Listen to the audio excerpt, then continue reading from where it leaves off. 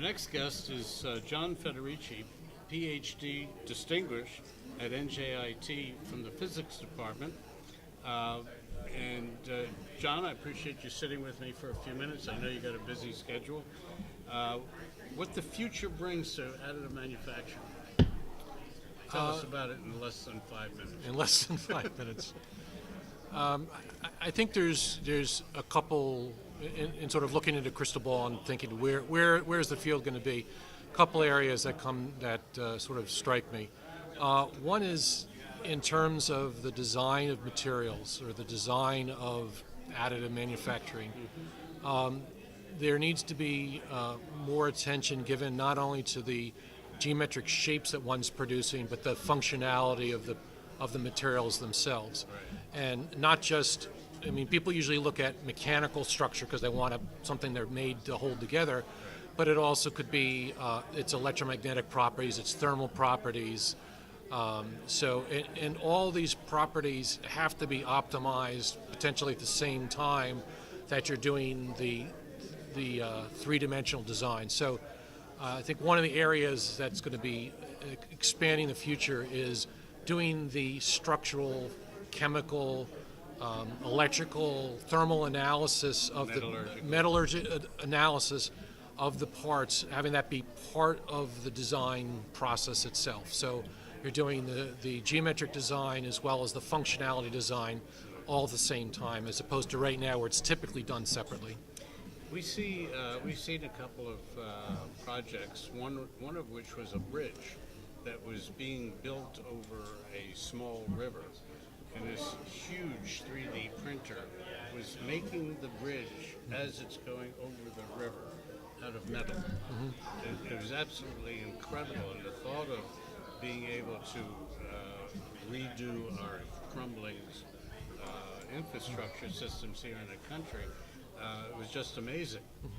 And this past weekend, I read that NASA is putting in 3D printers in space flight and up in the International Space Station.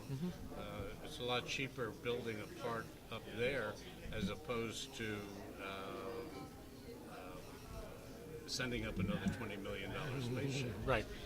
But give us some additional insight into the transforming and rethinking of the 3D process. Well, because there's some features of the 3D printing process or additive manufacturing process that are so different than subtractive manufacturing, you really need to think parts through or components through with not only the functionality in mind, but this whole new modality of the manufacturing.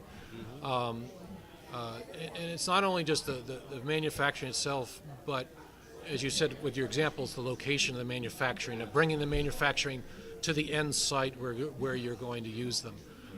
The Army has also done that, as you probably have heard, where they bring the manufacturing closer to where it's going to be needed by the soldiers. And and again, it's cheaper to download the instructions and print things there, because it's not necessarily a high volume process rather than shipping things. So again, it helps with the logistics costs as well.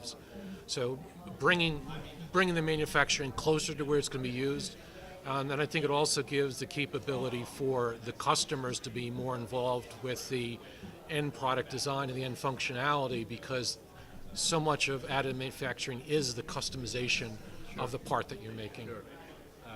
So do you feel that 3D manufacturing, additive manufacturing, is a key and significant aspect of the broader picture of manufacturing in this country?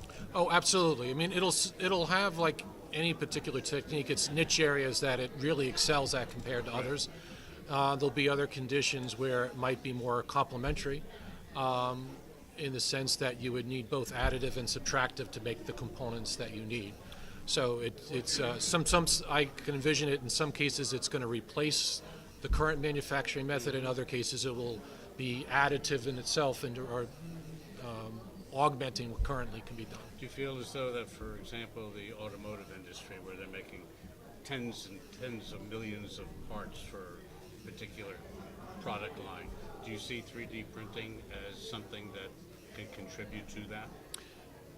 It depends on how high a volume you mean, because in many cases the 3D printing is a relatively slow process because you're building it layer by layer, really adding things together.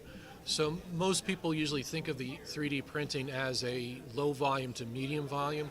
I think where the high volume it would have an advantage over other techniques or other manufacturing methods is if the customization or the limited material waste is really a driving force.